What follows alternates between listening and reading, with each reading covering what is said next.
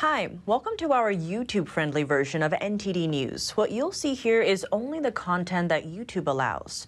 For our complete, uncensored broadcast, head on over to ntd.com. See you there.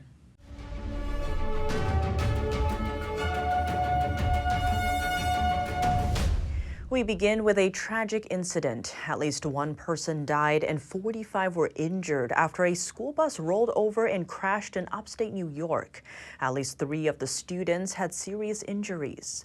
The bus was loaded with students traveling from Long Island to a band camp in Pennsylvania. Most of them were only 14 to 15 years old. Local officials are investigating the cause of the accident.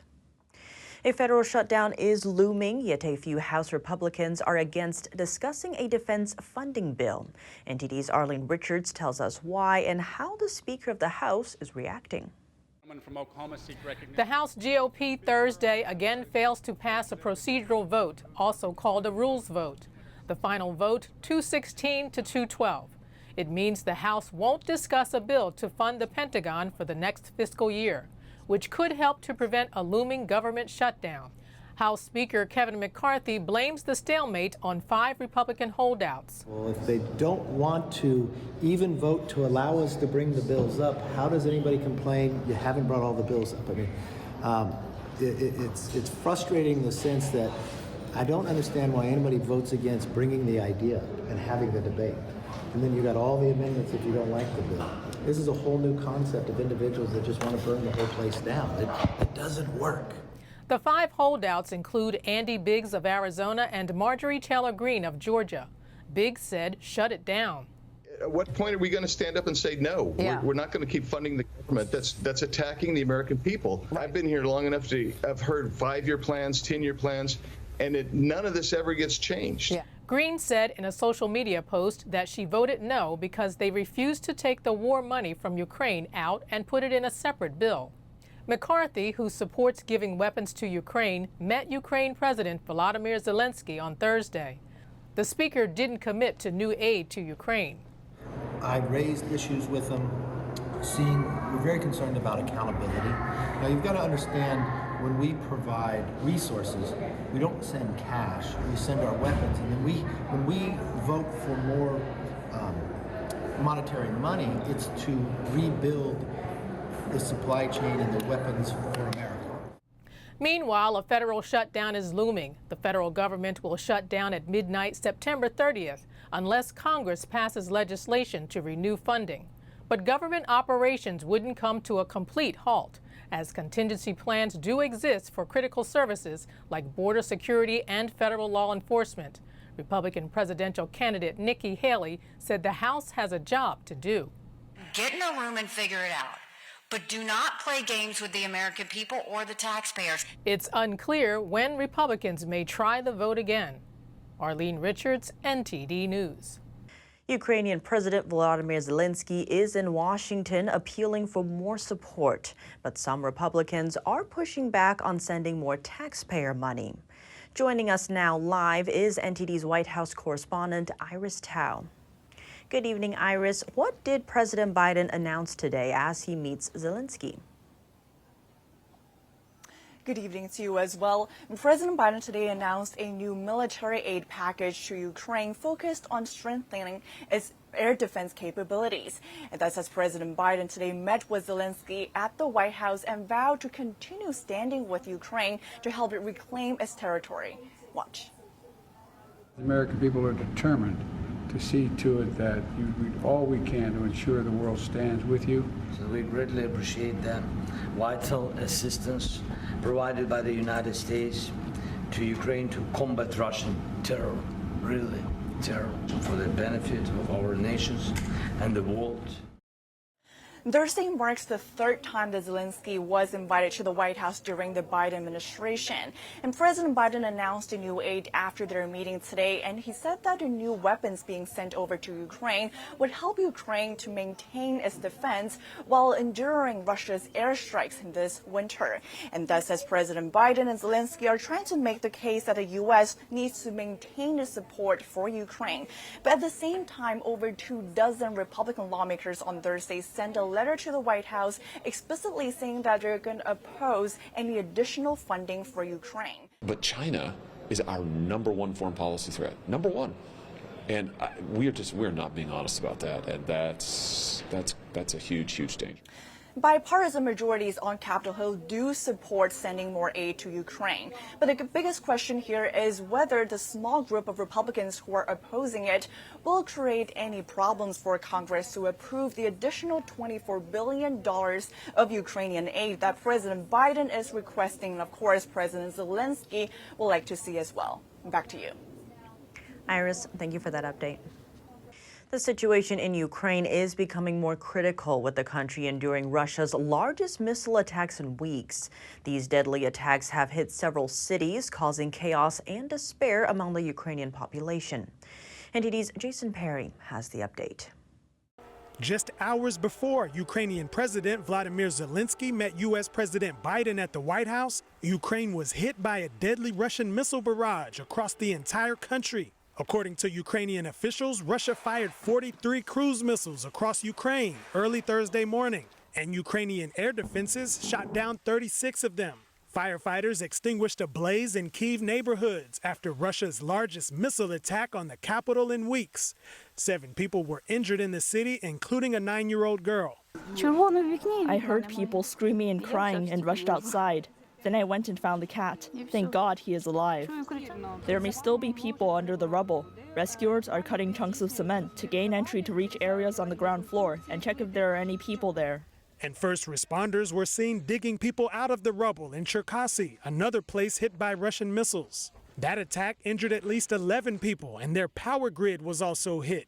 A Ukrainian grid operator said it was the first Russian attack on power infrastructure in 6 months. And another Ukrainian city, Kherson, was also caught in the crossfire. There, Russian strikes killed at least 2 people and injured 5. Although Ukraine is in a dire situation, it appears more and more people are voicing their stance against supporting Ukraine. On Thursday, protesters in NATO member Bulgaria voiced their frustrations in a demonstration. The Bulgarians do not want to participate in the war between Russia and Ukraine. We want to be a neutral country. We Bulgarians do not want to export arms, which incites the war further. The fact that they are trying to involve us in a conflict in which we should not be involved between 2 brotherly countries, this is the height of treason. Also, Ukraine's border ally, Poland, has recently said it will no longer provide weapons to Ukraine. The decision was made after a dispute between the 2 countries over Ukraine's grain exports. Poland said it will instead focus on rebuilding its own weapon supply. Jason Perry, NTD News. A leadership revamp in the military. The Senate today voting to confirm 2 top military officials. This comes despite a Republican senator's attempt to block the promotions over the Pentagon's abortion policy. General Randy George has been confirmed as the Army Chief of Staff by a 96-1 vote, and General Eric Smith will be the next Marine Corps Commandant. Just yesterday, General C.Q. Brown was confirmed as the Chairman of the Joint Chiefs of Staff to succeed General Mark Milley. But as of now, Alabama Senator Tommy Tuberville continues to keep more than 300 military nominations in limbo. He's doing so in protest of a Pentagon policy that provides leave and reimbursements to service members who travel for abortions. Democrats are working to bypass the roadblock by approving 1 person at a time, a procedure that could potentially take months. A state of emergency in Eagle Pass, Texas. Thousands of illegal immigrants are overrunning the tiny border town. NTD's Arian Pazdar spoke with a former border agent who was on the scene. Border agents in Eagle Pass, Texas on Thursday, overwhelmed by the amount of illegal immigrants. The mayor declared a state of emergency on Wednesday due to the influx. Eagle Pass only has around 30,000 residents. Reports say 15,000 immigrants came to the small town in the past few days, half of the town's population. There's no room for them. There's nowhere to put them. Victor Avila is a former supervisory special agent with ICE and Homeland Security. He's currently running for Congress. Now, you just got back from Eagle Pass. What do people there, people on the ground, what do they say? You know, local law enforcement, residents, what do they say about the situation? They're fed up. I talked to a lot, and by the way, it's not even a partisan issue anymore. Democrats, Republicans, they just want something done. He says thousands of people are sleeping under bridges across the small town. Meanwhile, one of the immigrants in Eagle Pass says his home country of Ecuador is being overrun by organized crime. There are criminals who go to school, they threaten the kids, they force them to take drugs, all that. So we don't want our children to be like that. In related news, Homeland Security on Wednesday night made a major announcement for almost 500,000 Venezuelans. They'll be allowed to stay in the US and receive a work permit in the near future. On Thursday, a reporter asked if this will attract more Venezuelans to come, possibly worsening the situation in Eagle Pass, Texas. The president have worked very hard to implement a strategy when it comes to the border that is humane, safe, and has orderly enforcement. That is something that we have tried to do and worked really hard to do these last 2 years. She added that Homeland Security also allocated more agents to the border in Wednesday's announcement. Homeland Security says the Venezuela decision was made based on Venezuela's increased instability and lack of safety due to the enduring humanitarian, security, political, and environmental conditions. Many people would agree that Venezuela really is a dangerous place to be right now. So is Homeland Security doing the right thing in extending the protected status? I talked to a lot of the Venezuelan nationals that are here. A lot of them, a majority of them, have not been in Venezuela for a long time. They left Venezuela many, many years ago and live in the surrounding countries. Homeland Security's rule applies to all Venezuelans who came to the U.S. before July 31st. Ariane Pastar, NTD News. Did the Biden administration properly vet Afghan refugees? House Republicans are launching another investigation, this time on the Afghan Resettlement program following the 2021 withdrawal. House Oversight Committee Chair James Comer says he believes the vetting process was lacking. Since the 2021 withdrawal, more than 70,000 former Afghan nationals have been relocated to communities throughout the U.S. via federal programs. Comer sent a letter to 2 Biden administration officials responsible for the programs. He's asking them to provide documents by October 5th. He's also asking for documents on the hiring of program employees and the vetting process for them. India's foreign ministry speaks about Canada and why it has stopped issuing visas in the country. A spokesman stressed security threats. If you're talking about reputational issues and reputational damage, if there's any country that needs to look at this, I think it is Canada and its growing reputation as a place, as a safe haven for terrorists, for extremists, and for organized crime. You are aware of the security threats being faced by our High Commission and consulates in Canada. This has disrupted their normal functioning. Accordingly, our High Commission and consulates are temporarily unable to process visa applications. Tensions between the two countries have risen after Canada's announcement linking Indian agents to the murder of Sikh separatist leader Hardeep Singh Nijjar. Nijjar was shot outside a Sikh cultural center in British Columbia, Canada in June. Canada also announced it will adjust staff at its High Commission in India. Each country has kicked out one of the other's diplomats. Canada has the largest population of the Sikh religious minority group outside of India. Nijjar was the second prominent Sikh killed in Canada in the past 2 years. Former President Donald Trump reportedly has no plans to attend the third presidential debate to be held in Miami in early November. The news comes after sources also said he won't be taking part in the second debate in California next week. The former president will instead travel to Detroit to deliver a speech to an audience that will include current and former union members. The primetime appearance will serve as counter-programming to the GOP debate. Trump has questioned the purpose of attending the debates due to his large lead over Republican rivals. The Real Clear Politics average of polls has him up by more than 46 percentage points over Florida Governor Ron DeSantis, his closest challenger. President Biden's son, Hunter Biden, will be appearing in a federal court in Wilmington, Delaware on October 3rd. He's facing federal gun charges in the first ever prosecution of a sitting U.S. president's child. Hunter Biden was indicted last week for allegedly lying on a form to acquire a handgun in 2018 and for being an illegal drug user in possession of the gun. His lawyer has said he plans to plead not guilty.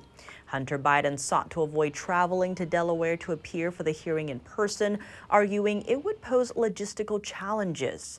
But the judge in the case rejected his request to appear by video. Special counsel David Weiss is prosecuting the case. He also opposed allowing Hunter Biden to appear by video for the routine proceeding. Weiss said in in-person hearing would promote the public's confidence the younger Biden is being treated consistently with other defendants. Texas Attorney General Ken Paxton says he believes the Biden administration was behind his recent impeachment. That was in an exclusive interview with Tucker Carlson released on X. NTD's Jeremy Sandberg has more on Paxton's first public comments since being acquitted on 16 charges. Texas Attorney General Ken Paxton described the impeachment process as horrible in his interview with Tucker Carlson and says he believes it was an attempt to get him out of the way by the Biden administration. They hired, I think it was 4 lawyers. 2 of them came from the Biden DOJ. That's not an accident. They were sent there. Paxton was suspended without pay and issued a gag order during the impeachment proceedings, despite no evidence or witnesses being presented.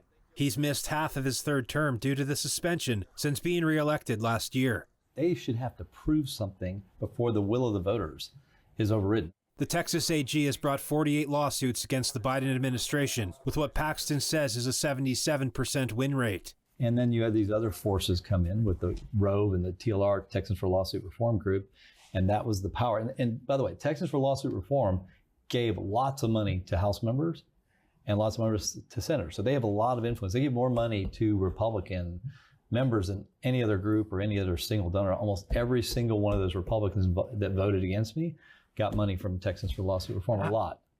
Paxton says he was met with opposition from the Republican Texas House Speaker when trying to investigate voter fraud in the state, and alleges he was selected by the Texas House Democrat bloc and a few GOP detractors. If you can do impeachments like this and you can have mail-in ballots, we don't have democracy. We have control by a few people. He says things really got heated when he started challenging big tech and pharma. The federal government has this immunity for them. And I'm like, this is wrong. They didn't test this thing, and then they didn't tell us about those side effects.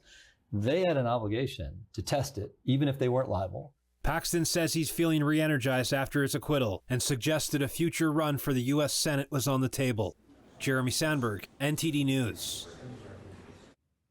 The U.S. will spend more than $750 billion over the next decade to revamp nearly every part of its aging nuclear defenses. Why is this happening now, and what does the process involve?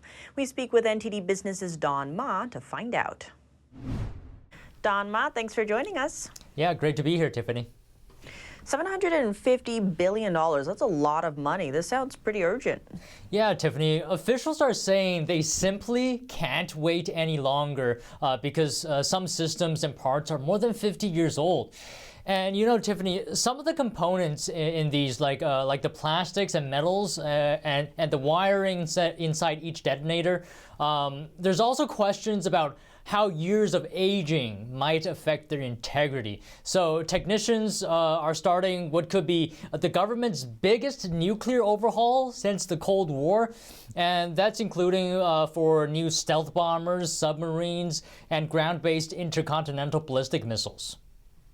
And Don, how is this overhaul being done? Right, so Tiffany, reports are saying that, first of all, it's not easy. I mean, think about it. The best way to certify a weapon works as designed is to blow it up, right? But explosive tests have been banned since the George H.W. Bush administration by international treaty. And what's further complicating matters is that weapons are so old, many of those original manufacturers and contractors have gone out of business. So this is forcing our nuclear labs to reverse engineer some old parts. But what they have to do here is technicians put components through endless tests. They heat weapons, to test extreme temperatures. They drop them at high speeds, simulating a plane crash. They shoot them at high velocity. And these tests are meant to simulate real-world scenarios. They do these tests to make sure the weapons are stable enough to blow up as intended if it was ever needed. Wow, and what are officials saying about why we need to maintain our nuclear weapons? Yeah, great question. Well, the director of weapons programs for the Department of Energy says that we want to preserve our way of life, and that is through without fighting major wars. And he says nothing really works to deter aggressors unless you have the foundation of a nuclear deterrent. So that's what he's saying. Some military leaders are also saying that the U.S. has entered an era of global threats, including nuclear weapons buildup by China. And of course, besides China, Russia's repeated threats to use a nuclear bomb in Ukraine. So, of course, America's aged weapons need to be replaced to ensure they work. And by the way, the U.S. maintains 1,550 active nuclear warheads, and the government plans to modernize them all, Tiffany. Wow, or peace through strength, as Reagan famously said. Well, Donma, thank you so much for joining us. Yeah, thank you so much, Tiffany. Why are those few Republicans holding out? What are they hoping to gain, and how are Democrats reacting? For analysis, we spoke with Lawrence Wilson, a reporter for the Epoch Times. Lawrence Wilson, thank you so much for joining us. Great to have you back on the show. My pleasure. Thank you. To begin, why are Republicans struggling to pass a simple procedural vote? Well, it really comes down to the wishes of a relatively small number of real fiscal hawks in the Republican Party. And this procedural vote is really not about the procedural vote. It's not even about the $826 billion defense appropriations bill, which is what the vote concerned. Really, this group is trying to make 2 points to their House colleagues. First, they want to make significant cuts in federal spending, more than what the House and the Senate had previously agreed to, and this is a bit of leverage they have. And second, they want to make sure that they consider all 12 appropriations bills under what's called regular order, and that means one by one, not lumped into a minibus or an omnibus appropriations bill, but bring them up one by one so we can debate them and amend them and vote on them, consider them individually. Now, what they're afraid of is that if they pass this big defense bill, which is over half the discretionary budget, then that kind of locks them into a corner on the remaining appropriations. And given all that, how has House Speaker Kevin McCarthy been reacting to all of this?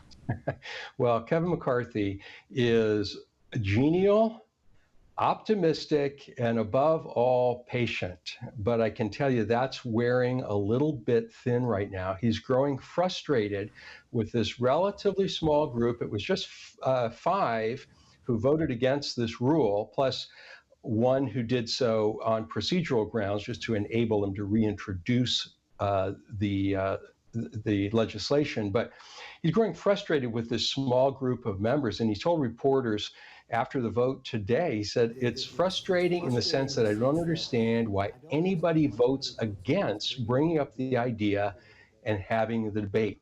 Mr. McCarthy said, then you can amend the bill if you don't like it, you can debate it, but it's just this small group of individuals, he said, want to, quote, burn the whole place down.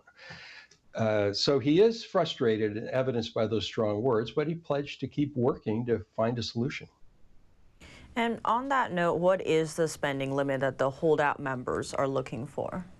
Well, the real hawkish members are looking for a limit of all discretionary spending, including defense, of $1.471 trillion. Now, that would be a significant reduction in spending, and it would go back to pre-COVID levels. That's in line with the Limit, Save, Grow Act that Republicans passed in April. Really, they were looking for a point of leverage against President Biden in the debt ceiling negotiations. And some of these Congress people, they want to stick with that. Others are willing to settle for 1.526 trillion, which they think is still good. It cuts spending, but it might be more acceptable to Democrats and maybe get the job done. Now, if that doesn't seem like a big difference, just remember that it's nearly $60 billion different, and that amounts to about $165 for every man, woman, and child in the country. So you say to one of these Congress folk who are lobbying for the greater reduction, well, it's only 60 billion, and you'll see somebody get red in the cheeks, because to them, that's a lot of money, and they're fighting for every dollar. Indeed. And Lawrence, all of this comes as there's just 9 days left before a potential government shutdown. What is the mood in Congress? Well, Democrats, especially in the House, are beyond frustrated with the Republicans for their seeming inability to get anything done. And GOP House members are losing patience too, and some in the Senate. Senator Josh Hawley said today, let's quit talking about a shutdown and get it done, meaning pass the appropriations bills. McCarthy, for his part, is determined to find a pathway to unite his people and get the appropriations process completed, whether that's a continuing resolution to buy a little time or passing all of the appropriations bills by September the 30th. Now, just remember, that's a pretty rare event. The last time all 12 bills were passed on time by the end of the fiscal year was 1997. So this is really something really good that everybody's pushing for, but it's just been hard to get there. Wow, a lot at stake here. Well, Lawrence Wilson, thank you so much for your time. My pleasure. Thank you, Tiffany. Now, zooming in on the prosecution of disgraced former South Carolina attorney and convicted murderer Alex Murdaugh. For the first time, Murdaugh has pleaded guilty to a crime. He pleaded guilty today to 22 fraud and money laundering charges in a federal courtroom in Charleston, South Carolina. Murdaugh and a bank employee allegedly defrauded his personal injury clients and laundered more than $7 million of funds. A U.S. district judge accepted and signed the plea agreement. Murdaugh cried as he told the judge he was pleading guilty of his own free will. He is already serving 2 life sentences for the 2021 murders of his wife and son. The plea agreement does not have a sentence recommendation included in it. The judge will determine that at a later date. Authorities have found more drugs at a Bronx daycare center where a 1-year-old child died after being exposed to opioids. The NYPD announced today that fentanyl was among the 8 to 10 kilos of drugs they found beneath a trapdoor at the daycare center. They also discovered other narcotics and drug paraphernalia in the same area.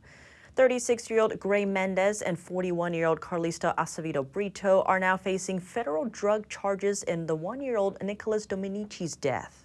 Mendez owns the daycare. Brito is her husband's cousin who lives in a bedroom within the daycare center. They've both been charged with murder, among other crimes. Authorities are still looking for a third male suspect who hasn't been publicly named. He's believed to be Mendez's husband. 3 other children were hospitalized after being exposed to the opioids at the daycare last week. They were given the opioid reversal drug Narcan to save them. 17 of America's best-selling writers are waging a lawsuit against OpenAI, including the creator of Game of Thrones. They say that generative AI uses their copyrighted works without permission. John Grisham could be going to court for real. The legal thriller writer is among major US authors unhappy with ChatGPT creator OpenAI. A trade group that represents the likes of Grisham this week filed to sue the firm. The Authors Guild also represents big names like Game of Thrones novelist George R.R. Martin and freedom writer Jonathan Franzen. The suit accuses OpenAI of unlawfully training its artificial intelligence-based chatbot on their work. It joins several others from writers, visual artists and source code owners against generative AI providers. Similar lawsuits are pending against Meta Platforms and Stability AI over the data used to train their AI systems. OpenAI and other defendants have said their use of training data scraped from the internet qualifies as fair use under US copyright law. A spokesperson for the company said on Wednesday that it respects authors' rights. But the Authors Guild said writers must have the ability to control if and how their works are used by generative AI. They said they needed this to, quote, preserve our literature. The new lawsuit is concerned with datasets used to train OpenAI's large language model to respond to human prompts. They allege it included text from the author's works that may have been taken from illegal online pirate book repositories. The complaint said ChatGPT generated accurate summaries of the author's books when prompted, which they believe indicated their text is included in its database. It also cited growing concerns that authors could be replaced by systems like ChatGPT that make what they called low-quality ebooks, impersonating authors and displacing human-authored books. McDonald sued over its hot coffee again. An 85-year-old woman spilled the coffee onto herself, saying it caused her physical pain and emotional distress. NTD's Dave Martin talks with her lawyer. McDonald's has been sued again over a hot coffee spill. My client, she went to a McDonald's here, located here in San Francisco, specifically the one on Fillmore Street. She decided to get a cup of coffee. The lid was not properly put on. As she was about to drink the cup of coffee, it spilt all over her stomach area, groin and leg area, and she received some burns. Attorney Dylan Hackett represents plaintiff Mabel Childress, a woman in her 80s. Murray says that when Childress reported the incident to McDonald's employees, they ignored her. She spoke to, I believe, 3 different employees, and one actually started laughing at her. And at that point, she left and decided to treat her injuries that day. The case is very similar to a famous 1994 case in which 79-year-old Stella Liebeck successfully sued McDonald's after she too spilled its hot coffee onto herself. At one point, she was awarded $2.7 million, though she ultimately settled for an undisclosed amount. Liebeck's injuries back then were far more severe. 3rd-degree burns. She had to have surgery. She had to have skin grafts. Murray says that even though Childress's injuries are less severe, she might be awarded more money. California is a more friendly jurisdiction for plaintiffs because they respect the rights of those that have been injured, more so than probably was the case in New Mexico. Another thing is 30 years has passed, and so the cost of medical expenses and damages has gone up. Meanwhile, Childress is currently recovering and in good spirits. This is Dave Martin for NTD News. The franchise who runs the McDonald's on Fillmore Street said his restaurants have strict food safety protocols in place, including training crew to ensure lids on hot beverages are secure. He said he's reviewing this new legal claim in detail. And now for your sports news, we're joined by NTD's Dave Martin. Dave, week 3 of the NFL season starts tonight with the Giants playing the Niners in San Francisco. Why do you think New York is such a big underdog? Yeah, 10 points, kind of big. I think Saquon Barkley's injury certainly has something to do with it, although New York is really a question mark at this point for the whole team. You know, they were shut out in their first game and the first half of their second game before pulling off a miracle. But I think this is really more about how good San Francisco is. You know, they've got Brock Purdy healthy. They've got Christian McCaffrey healthy. I think it's either them, Dallas, or Philadelphia is going to be the team that represents the Super Bowl out of the NFC. And now looking at the college schedule this weekend, what games jump out at you? Yeah, there's a lot of good games this weekend. You know, there's Alabama, Ole Miss, there's Clemson, Florida State, Iowa, Penn State, but I think the big one is going to be Ohio State, Notre Dame. Now, Notre Dame is actually the slight underdog at home in this one, just like Clemson. I think both teams pull the minor upset. Now, Notre Dame has scored more than 40 points a game in all 4 of their games this year. I think second-year head coach Marcus Freeman comes out with a big win in this one. And now one team you didn't mention there is Colorado, which plays Oregon Saturday. What do you make of the job Deion Sanders has done so far? Well, yeah, he's coach of the year at this point. You know, they were 1-11 last year. He's already got them 3-0 this year. They're ranked in the top 25, and there's an excitement around the program. Now, all that being said, I don't think they're beating Oregon this Saturday, especially without two-way star Travis Hunter. They're 3 touchdown underdogs at this point. I certainly don't think it's going to be a blowout. I definitely think they make a game of it, but I think Oregon's going to come out on top ultimately. And Dave, now shifting gears to baseball with less than 2 weeks left in the regular season, what teams stand out as World Series contenders? Well, certainly Atlanta looks really good right now, that's for sure. Also, Houston I like, partly based on the recent success in the postseason. I mean, if those two met, it would be 3 of the last 6 World Series champions. I actually like the Dodgers roster a whole lot. It's tough to choose them, though. They've been to the playoffs 11 straight years. They only have 1 World Series title to show for it. So I think it's very tough to choose them when it comes to October. Well, thanks for joining us, Dave. Thank you, Tiff. And if you have any news, tips, or feedback for the show, you can email us at eveningnews@ntd.com. That's all for today's news. Thanks for tuning in. I'm Tiffany Meyer. Good night.